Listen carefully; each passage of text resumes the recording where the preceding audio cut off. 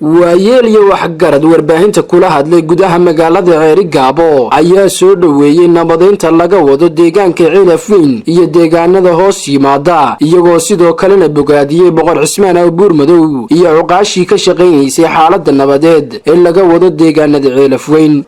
beesha Idrais iyo beesha baho Faarax gacmaha isku saareen shalayto nabadgelyadaas baanu taageeraynaa waxaan leenahay hambaliyo waxaan si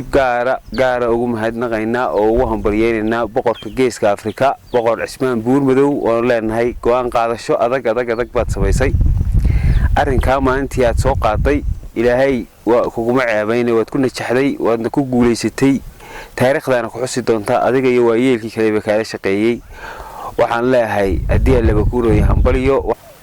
اللهم صل على سيدنا محمد وعلى آله وصحبه وسلم waxaan aad iyo aad u taageersanahay waxaan aad iyo aad u hambalyeynaa waxaan aad iyo aad u soo dhaweynaynaa nabadda shalayto Ceelafweyn laga dhawaaqay labada ardaa ardaaga Idrais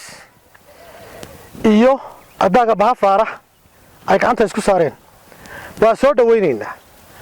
waa mid loo baahnaa waa mid aan aad u taageersanahay aad iyo aad baan u taageersanahay shakhsi ha ahaado koox ha ahaato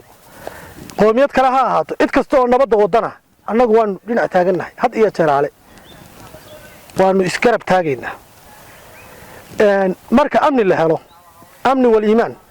haddii amni la helo wax walba waa la helayaa amnigu waa shayga ugu muhiimsan ee nolosha bini'aadmiga ku dhisan tahay peace and life and development nabadda iyo horumarka iyo noloshuba waxay ku xidhan tahay haddii nabad la helo meel nabad laga waayay waxba lama baranayo la cibaadaysan maayo la isbooqan maayo waxa weeyaan nabaddu waa shay qaali ah aad iyo aadna waa u taageersanahay cid allaale ciddii nabadda wadana waa soo dhaweynaynaa boqor Cismaan Abuur Madow iyo madax dhaqameedka kale iyo maamulka iyo odayaasha iyo cid kasta oo ehel aqli ah oo hawsha kala shaqeysay boqorka u fududeysay aad iyo aad baan u hambalyeynaa waxaanu soo dhaweynaynaa nabadgelyada degmada Ceelafweyn ka dhacday shalay lagaga dhawaaqay waanu soo dhaweynaynaa haddii aanu nahay degmada Ceerigaabo waayeelka habar jeclo ee degan annaguna waa idinku ducaynaynaa waana idinku soo dhaweynaynaa boqor Cismaan Abuur Madow sida uu nabadgelyada uga shaqeeyay waanu ku taageersanahay waa ku soo dhaweynaynaa waana ugu ducaynaynaa dhammaantiinba wixii nabadgelyada ka shaqeeyay wadana allaha ku guuleeyo baanu leenahay allana ha idin la qabto annaguna waa idinku ducaynaynaa waana idinku hambalyeynaa waana idinku soo dhaweynaynaa والسلام عليكم ورحمة الله وبركاته. ورسم كافي عبد الرشيد هذا RTN TV Ceerigaabo.